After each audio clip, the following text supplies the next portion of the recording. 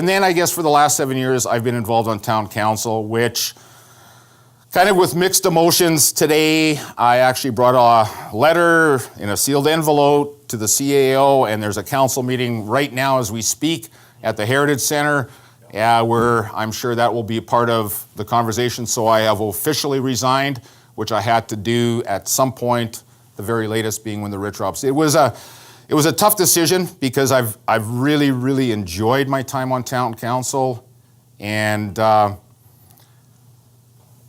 it was a tough decision to make, because unfortunately you have to, if you decide to put your name in the ring for running provincially, you have to resign from town council. And so that was difficult because I really do have a passion for this community. I feel good about my 7 years that I was on town council. I think I was fortunate to have been a part of at least hopefully making a small change in this community for the better. Recreation being a big part of that. That's probably one of the things that I'm maybe most proud of, in the sense that we never had a rec director before that. And actually Chantel is here right now.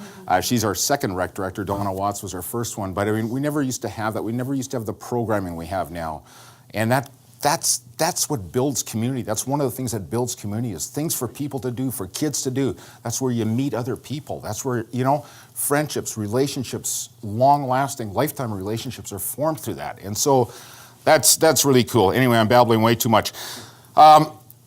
I want to answer the question why I am running in the provincial election, and why did I resign from council.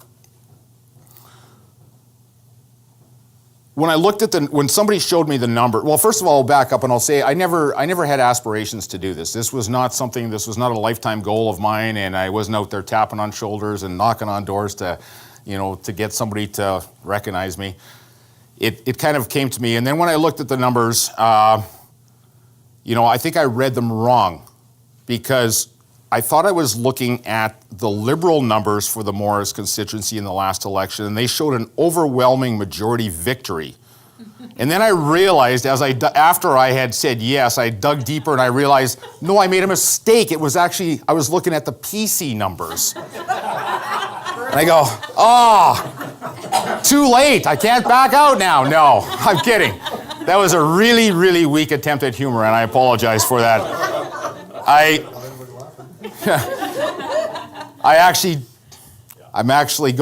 I'm going to this with my eyes wide open. I did see the numbers. I totally get it. Why am I doing it? And I've had a number of people ask me that, because if you know the numbers, you know that this has been blue for a long, long time. So why would I resign my seat on council when I'm passionate about this community, and why would I throw my name in the ring for the Manitoba Liberal Party, which, if I look at the history, people look at and say, what are you doing? Why are you doing that?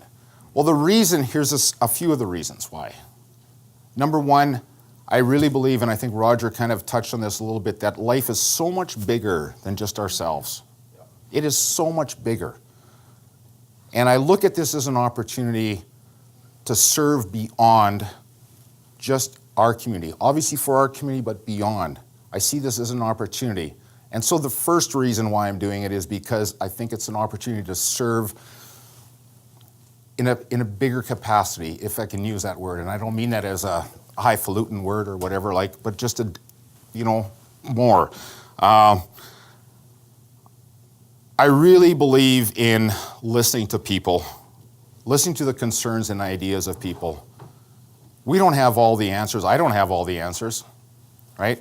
But when we start listening to people, really listening to people, do you ever listen to, or you ever have a conversation with someone and you think, well, they're not listening, because as you're talking, their mind's going, their brain's spinning, and they already got an answer prepared for you. That's not listening. I think it's important that no matter what we do, that whatever happens, we listen. We really listen to the concerns and the ideas that people have, whether it's a small business person, whether it's a teacher, whether it's a childcare worker, whether it's a farmer. Listen to what they've got to say. In the last 2-3 weeks, countless examples I can give you of listening, sitting down in an office with a business person in Morris, giving me great ideas on how we can solve this crazy water problem that we've got on Highway 75, right? Why are we not listening to people? Roger alluded this to a little bit is, yeah, we have different parties.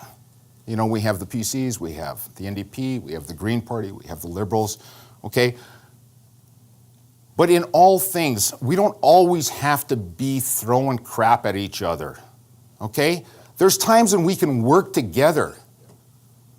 Working together, even if federally. I just heard of an example, and I don't know the exact names of the MPs, but there's a PC MP and a Liberal MP working together on this autism thing. I think that is really, really cool. Okay, getting beyond the partisan politics and saying, you know what, this is good for Canada, this is good for Manitoba, let's work together on this.